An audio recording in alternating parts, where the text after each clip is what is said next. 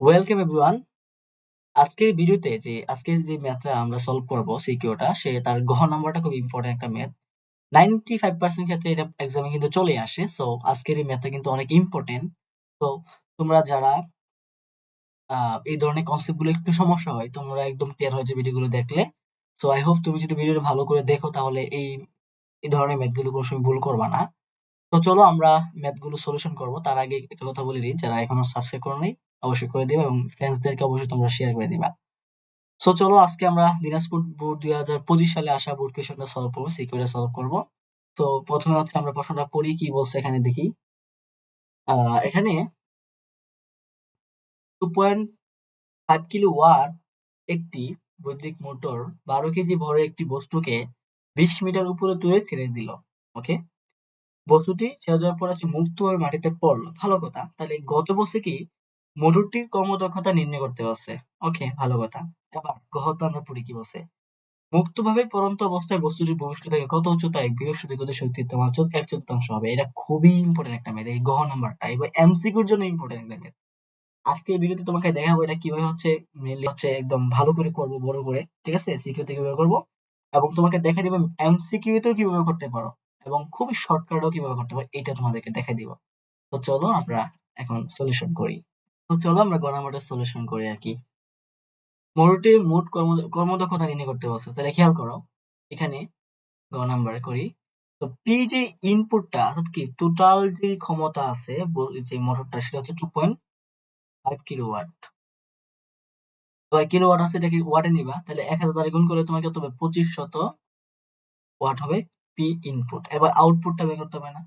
আউটপুটটা বের করতে হলে কাজ টিপে সময় লাগবে, বাট এখানে কিন্তু সময় তো দেওয়া নাই, তাই না?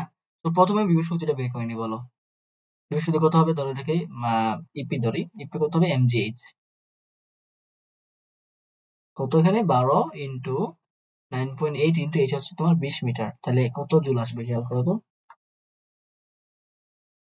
12 ইন্টু 9.8 ইন্টু 20, সো আনসারটা আসবে 2352 জুল হচ্ছে কি শক্তি আর কি। এবার সময় তো জানি না আমরা, তো সময় বের করতে হবে।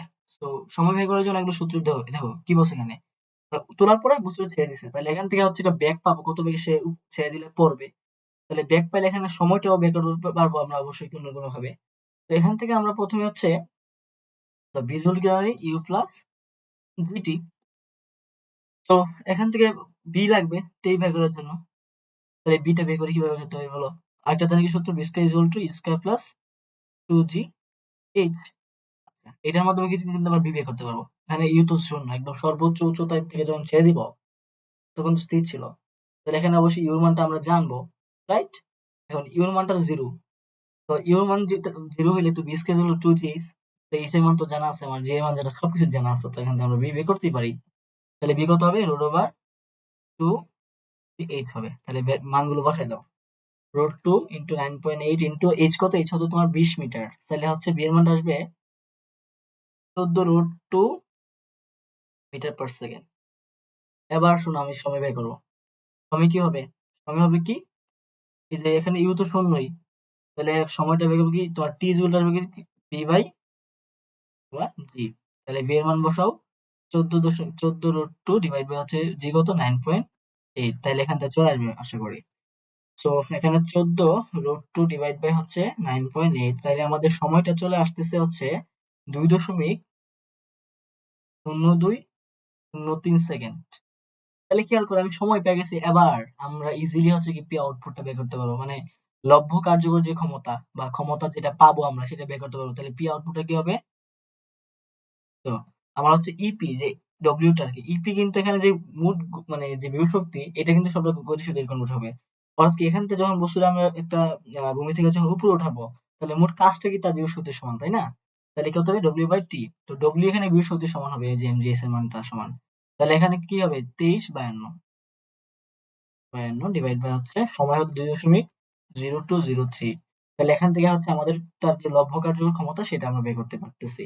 23/52 ডিভাইড বাই হচ্ছে 2.0203, তাহলে আনসার আসবে হচ্ছে 1164.18 ওয়াট, এটা হচ্ছে কি তার যে পি আউটপুটটা। এবার হচ্ছে কর্মদক্ষতা আমরা বের করবো।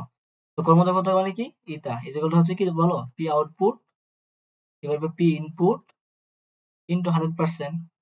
এবার মানগুলো বসায় দাও, তাহলে হচ্ছে আমাদের চলে আসবে 1164.18 ডিভাইড বাই হচ্ছে 2500 ইনটু 100%।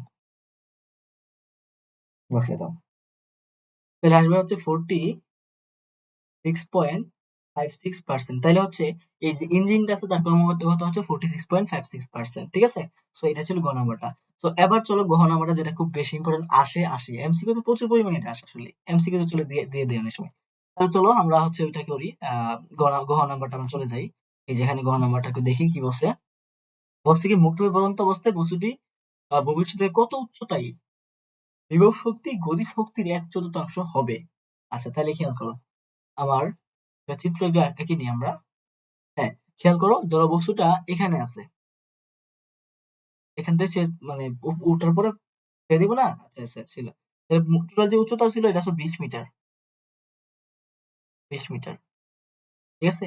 তো আমি ধরে নিলাম যে এটা ভূমি, ধরে নিলাম যে 100 উচ্চতায় হচ্ছে তার যে কথাগুলো বলছে কি, এই যে তোমার বিভব শক্তি গতি শক্তির 1/4 এই যে উচ্চতায় মনে করলাম। ঠিক আছে, ওকে ভালো কথা।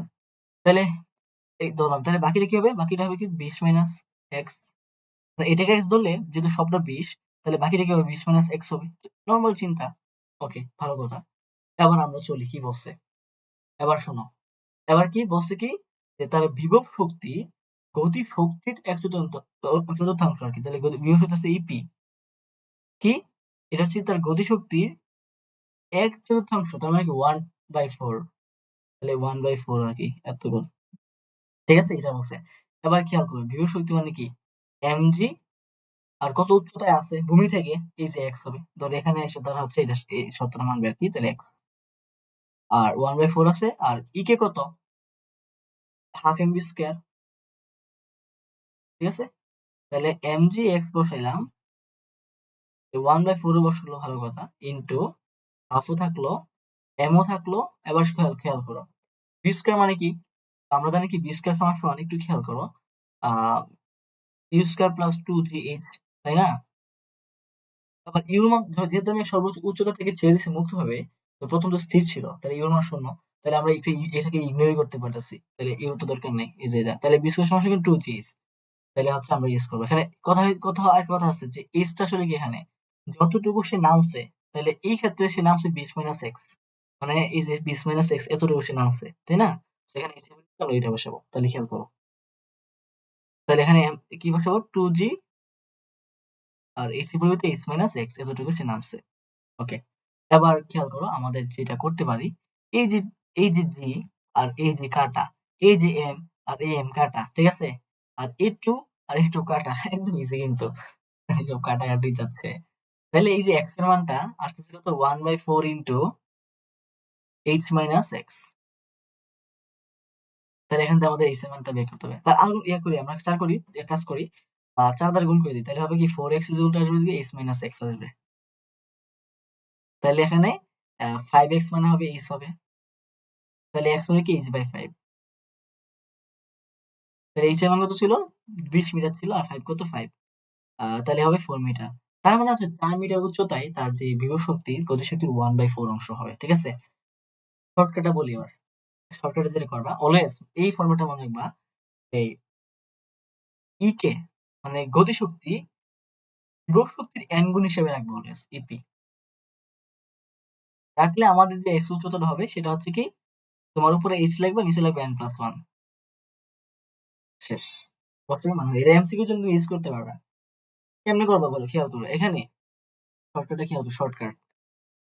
এবার কি করো, খেয়াল করো, এখানে আমার কি দেওয়া আছে, এটা না, এটা। তো গতিশক্তি বিভব শক্তি গতিশক্তি একটা গুণ হিসেবে দেওয়া আছে, কিন্তু আমি এটা করবো না, আমি কি গতিশক্তিকে ইয়া করবো, বিভব শক্তি একটা নির্দিষ্ট গুণিতক হিসেবে চিন্তা করবো। তাহলে n ইন্টু কি 4 ইন্টু তোমার ইয়ে আসবে, কিন্তু ইপি আসবে।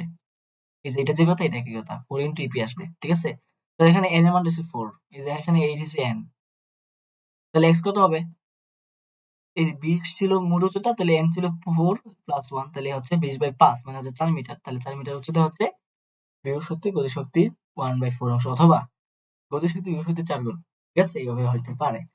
এই শর্টকাটটা কিন্তু তুমি অনেক ইউজ করতে পারো, এবং এমসিকিউ তে তুমি যদি এটা ইউজ করো তাহলে তোমার কিন্তু অনেক সময় তোমার বেঁচে যাবে এবং তোমার জীবনটা সহজ হয়ে যাবে।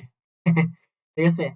তো যাই হোক, আশা করি সবাই বুঝতে পারছো। যদি না বুঝো অবশ্যই তোমরা কমেন্টে জানাবা, এবং কোন জায়গায় সমস্যা হয়েছে এগুলো আমাকে জানাবো, তাইলে অবশ্যই আমি তোমাদেরকে আরো ভালো করে, এবং হচ্ছে তোমাদের প্রবলেম যেখানে হবে ওই জায়গাগুলো হচ্ছে একটু আরো ধীরে আলোচনা করার চেষ্টা করবো আর কি। তো যাই হোক, সবাই ভালো থেকো, সুস্থ থাকো, দেখা হচ্ছে নেক্সট ভিডিওতে। Good bye.